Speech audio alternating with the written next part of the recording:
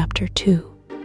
The Vanishing Glass. Nearly 10 years had passed since the Dursleys had woken up to find their nephew on the front step.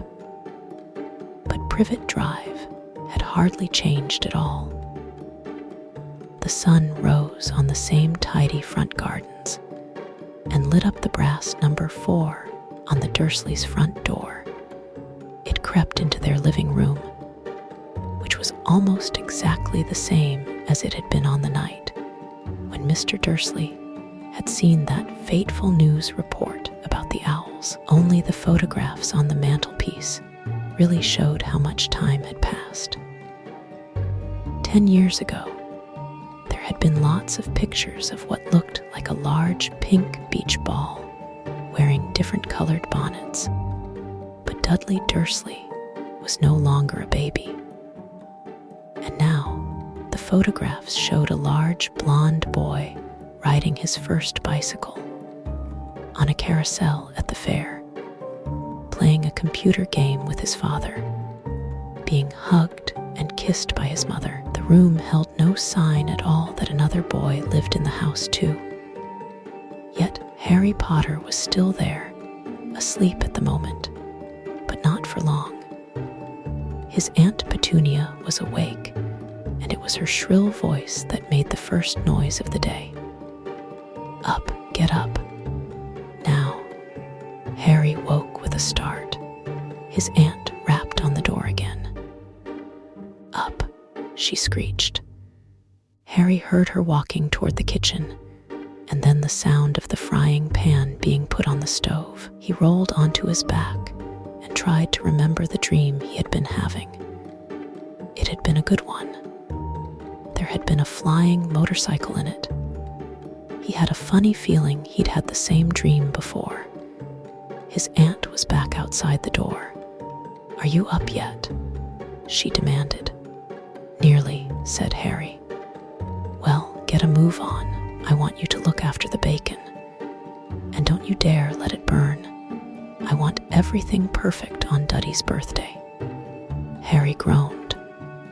"What did you say?" His aunt snapped through the door. Nothing. Dudley's birthday, how could he have forgotten? Harry got slowly out of bed and started looking for socks. He found a pair under his bed, and after pulling a spider off one of them, put them on.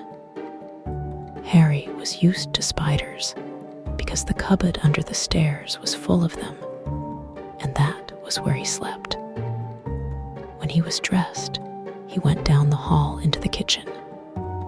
The table was almost hidden beneath all Dudley's birthday presents. It looked as though Dudley had gotten the new computer he wanted, not to mention the second television and the racing bike. Exactly why Dudley wanted a racing bike was a mystery to Harry, as Dudley was very fat and hated exercise, unless of course it involved punching somebody. Dudley's favorite punching bag was Harry, but he couldn't often catch him. Harry didn't look it, but he was very fast. Perhaps it had something to do with living in a dark cupboard, but Harry had always been small and skinny for his age. He looked even smaller and skinnier than he really was, because all he had to wear were old clothes of Dudley's. And Dudley was about 4 times bigger than he was. Harry had a thin face, knobbly knees, black hair, and bright green eyes.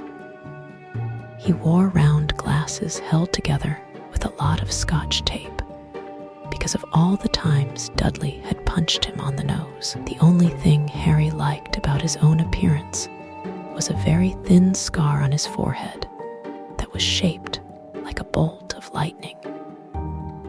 He had had it as long as he could remember, and the first question he could ever remember asking his Aunt Petunia was how he had gotten it.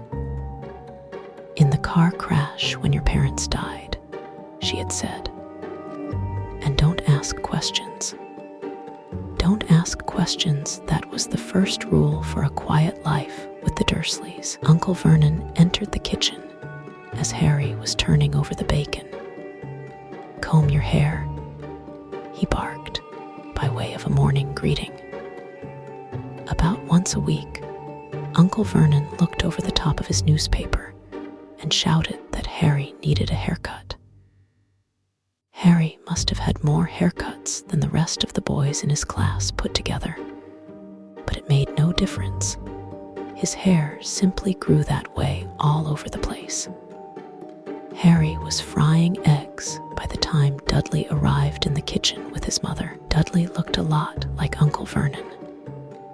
He had a large pink face, not much neck, small, watery blue eyes, and thick blonde hair that lay smoothly on his thick, fat head. Aunt Petunia often said that Dudley looked like a baby angel. Harry often said that Dudley looked like a pig in a wig.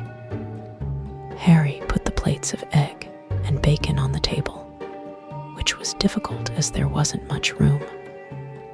Dudley, meanwhile, was counting his presents.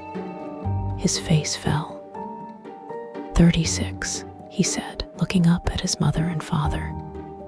"That's 2 less than last year."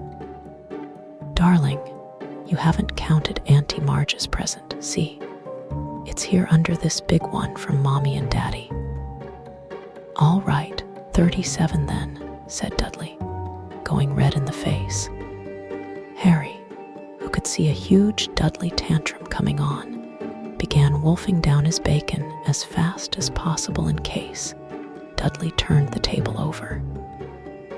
Aunt Petunia obviously scented danger too, because she said quickly, "And we'll buy you another 2 presents while we're out today." "How's that, Popkin? 2 more presents. Is that all right?" Dudley thought for a moment. It looked like hard work. Finally, he said slowly, "So I'll have 30, 39 sweetums," said Aunt Petunia. "Oh." Dudley sat down heavily and grabbed the nearest parcel. "All right then." Uncle Vernon chuckled. "Little Tyke wants his money's worth, just like his father." "Attaboy, Dudley." He ruffled Dudley's hair. At that moment, the telephone rang and Aunt Petunia went to answer it, while Harry and Uncle Vernon watched Dudley unwrap the racing bike, a video camera, a remote control airplane, 16 new computer games, and a VCR. He was ripping the paper off a gold wristwatch when Aunt Petunia came back from the telephone, looking both angry and worried. "Bad news, Vernon," she said. "Mrs. Figg's broken her leg. She can't take him." She jerked her head in Harry's direction. Dudley's mouth fell open in horror, but Harry's heart gave a leap. Every year on Dudley's birthday, his parents took him and a friend out for the day, to adventure parks, hamburger restaurants, or the movies. Every year, Harry was left behind with Mrs. Figg, a mad old lady who lived 2 streets away. Harry hated it there. The whole house smelled of cabbage, and Mrs. Figg made him look at photographs of all the cats she'd ever owned. "Now what?" said Aunt Petunia, looking furiously at Harry as though he'd planned this. Harry knew he ought to feel sorry that Mrs. Figg had broken her leg, but it wasn't easy when he reminded himself it would be a whole year before he had to look at Tibbles, Snowy, Mr. Paws, and Tufty again. "We could phone Marge," Uncle Vernon suggested. "Don't be silly, Vernon. She hates the boy." The Dursleys often spoke about Harry like this, as though he wasn't there, or rather, as though he was something very nasty that couldn't understand them, like a slug. "What about what's-her-name, your friend Yvonne?" "On vacation in Majorca," snapped Aunt Petunia. "You could just leave me here." Harry put in hopefully. He'd be able to watch what he wanted on television for a change, and maybe even have a go on Dudley's computer. Aunt Petunia looked as though she'd just swallowed a lemon and come back and find the house in ruins. She snarled. "I won't blow up the house," said Harry, but they weren't listening. "I suppose we could take him to the zoo," said Aunt Petunia slowly, "and leave him in the car. That car's new. He's not sitting in it alone." Dudley began to cry loudly. In fact, he wasn't really crying. It had been years since he'd really cried, but he knew that if he screwed up his face and wailed, his mother would give him anything he wanted.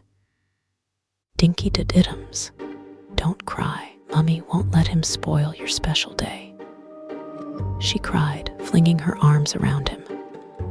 "I don't want him to come," Dudley yelled between huge pretend sobs. "He always spoils everything." He shot Harry a nasty grin through the gap in his mother's arms. Just then, the doorbell rang. "Oh, good Lord, they're here," said Aunt Petunia frantically, and a moment later, Dudley's best friend, Piers Polkiss, walked in with his mother. Piers was a scrawny boy with a face like a rat. He was usually the one who held people's arms behind their backs while Dudley hit them. Dudley stopped pretending to cry at once.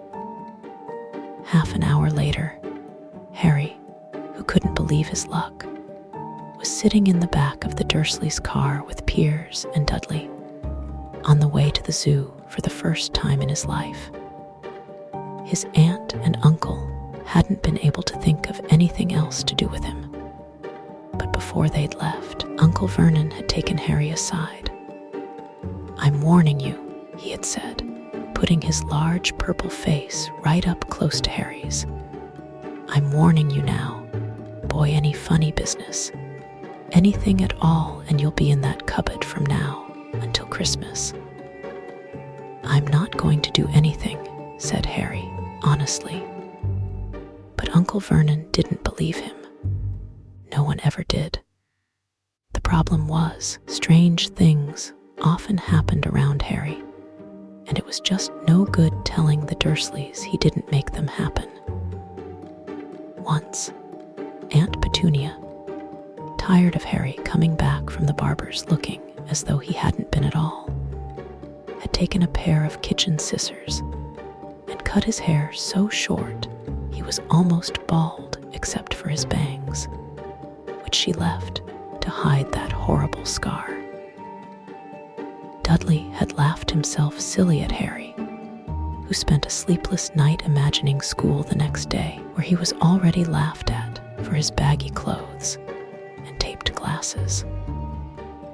Next morning, however, he had gotten up to find his hair exactly as it had been before Aunt Petunia had sheared it off.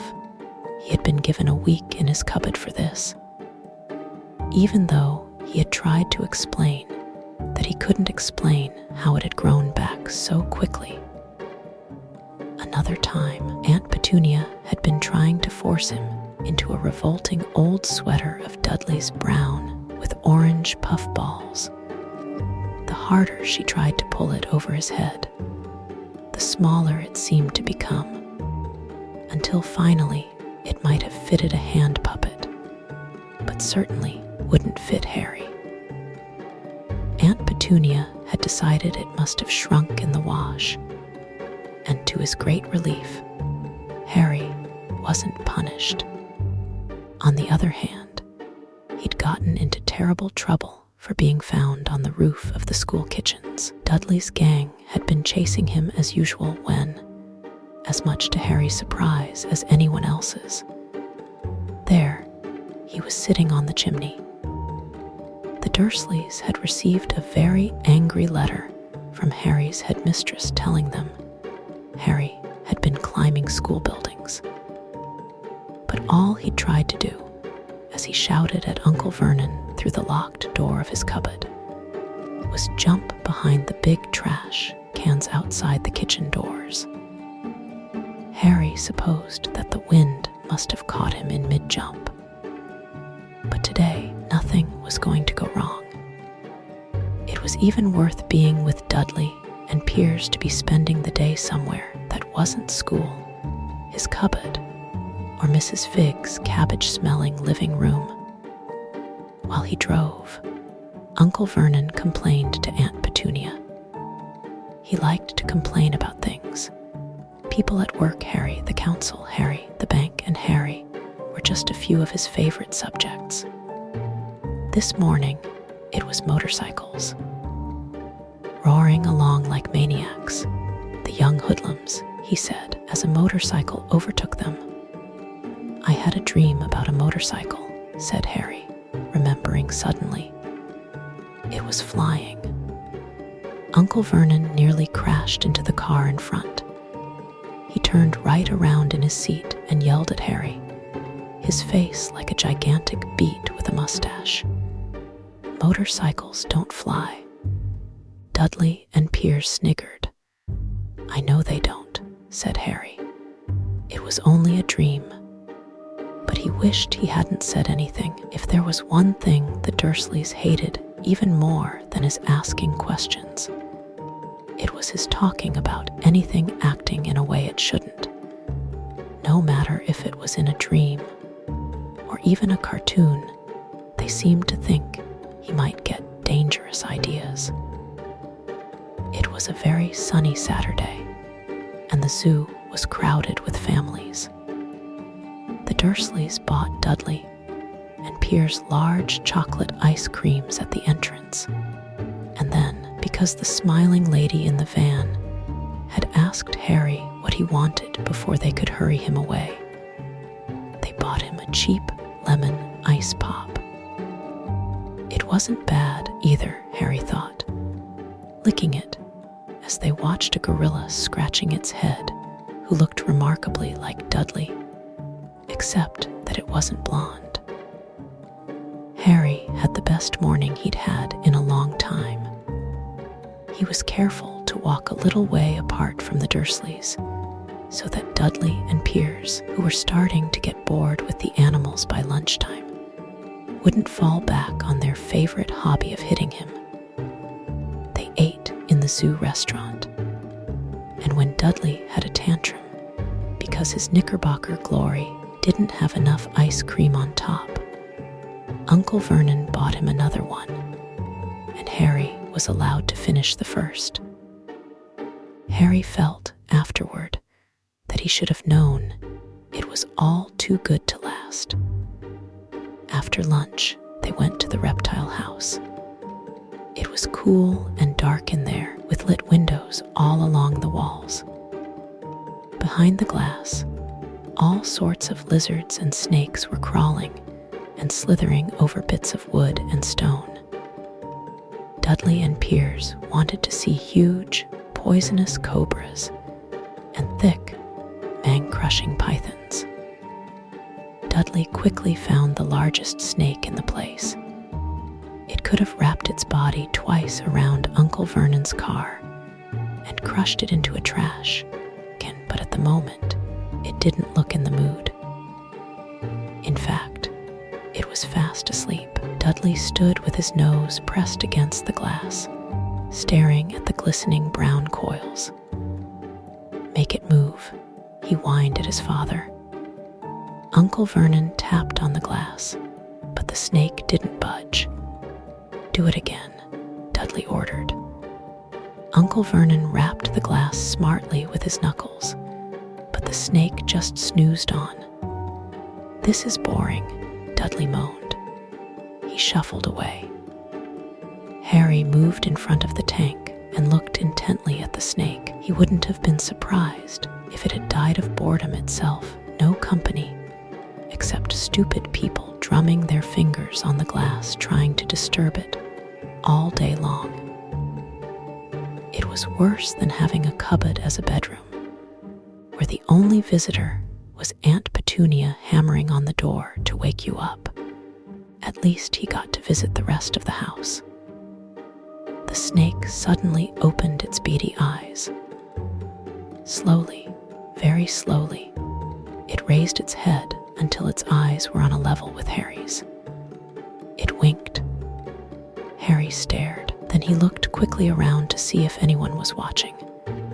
They weren't. He looked back at the snake and winked too. The snake jerked its head toward Uncle Vernon and Dudley, then raised its eyes to the ceiling. It gave Harry a look that said quite plainly, "I get that all the time." "I know," Harry murmured through the glass, though he wasn't sure the snake could hear him. "It must be really annoying." The snake nodded vigorously. "Where do you come from anyway?" Harry asked. The snake jabbed its tail at a little sign next to the glass. Harry peered at it. "Boa constrictor, Brazil." "Was it nice there?" The boa constrictor jabbed its tail at the sign again, and Harry read on. This specimen was bred in the zoo. "Oh, I see, so you've never been to Brazil." As the snake shook its head, a deafening shout behind Harry made both of them jump. "Dudley, Mr. Dursley, come and look at this snake. You won't believe what it's doing." Dudley came waddling toward them as fast as he could. "Out of the way, you," he said, punching Harry in the ribs. Caught by surprise, Harry fell hard on the concrete floor. What came next happened so fast no one saw how it happened 1 second. Piers and Dudley were leaning right up close to the glass. The next, they had leapt back with howls of horror. Harry sat up and gasped. The glass front of the boa constrictor's tank had vanished. The great snake was uncoiling itself rapidly, slithering out onto the floor. People throughout the reptile house screamed and started running for the exits. As the snake slid swiftly past him, Harry could have sworn a low, hissing voice said, "Brazil, here I come. Thanks, amigo." The keeper of the reptile house was in shock. "But the glass," he kept saying. "Where did the glass go?" The zoo director himself made Aunt Petunia a cup of strong, sweet tea while he apologized over and over again. Piers and Dudley could only gibber. As far as Harry had seen, the snake hadn't done anything except snap playfully at their heels as it passed. But by the time they were all back in Uncle Vernon's car, Dudley was telling them how it had nearly bitten off his leg, while Piers was swearing it had tried to squeeze him to death. But worst of all, for Harry at least, was Piers calming down enough to say, "Harry was talking to it, weren't you, Harry?" Uncle Vernon waited until Piers was safely out of the house before starting on Harry. He was so angry he could hardly speak. He managed to say, "Go cupboard, stay no meals," before he collapsed into a chair, and Aunt Petunia had to run and get him a large brandy. Harry lay in his dark cupboard much later, wishing he had a watch. He didn't know what time it was, and he couldn't be sure the Dursleys were asleep yet. Until they were, he couldn't risk sneaking to the kitchen for some food. He'd lived with the Dursleys almost 10 years, 10 miserable years, as long as he could remember, ever since he'd been a baby and his parents had died in that car crash. He couldn't remember being in the car when his parents had died. Sometimes, when he strained his memory during long hours in his cupboard, he came up with a strange vision, a blinding flash of green light and a burning pain on his forehead. This, he supposed, was the crash, though he couldn't imagine where all the green light came from. He couldn't remember his parents at all. His aunt and and Uncle never spoke about them. And of course, he was forbidden to ask questions. There were no photographs of them in the house. When he had been younger, Harry had dreamed and dreamed of some unknown relation coming to take him away. But it had never happened. The Dursleys were his only family, yet sometimes he thought, or maybe hoped, that strangers in the streets seemed to know him. Very strange strangers they were, too. A tiny man in a violet top hat had bowed to him once while out shopping with Aunt Petunia and Dudley. After asking Harry furiously if he knew the man, Aunt Petunia had rushed them out of the shop without buying anything. A wild-looking old woman dressed all in green had waved merrily at him once on a bus. A bald man in a very long purple coat had actually shaken his hand in the street the other day, and then walked away without a word. The weirdest thing about all these people was the way they seemed to vanish the second Harry tried to get a closer look. At school, Harry had no one. Everybody knew that Dudley's gang hated that odd Harry Potter in his baggy old clothes and broken glasses, and nobody liked to disagree with Dudley's gang.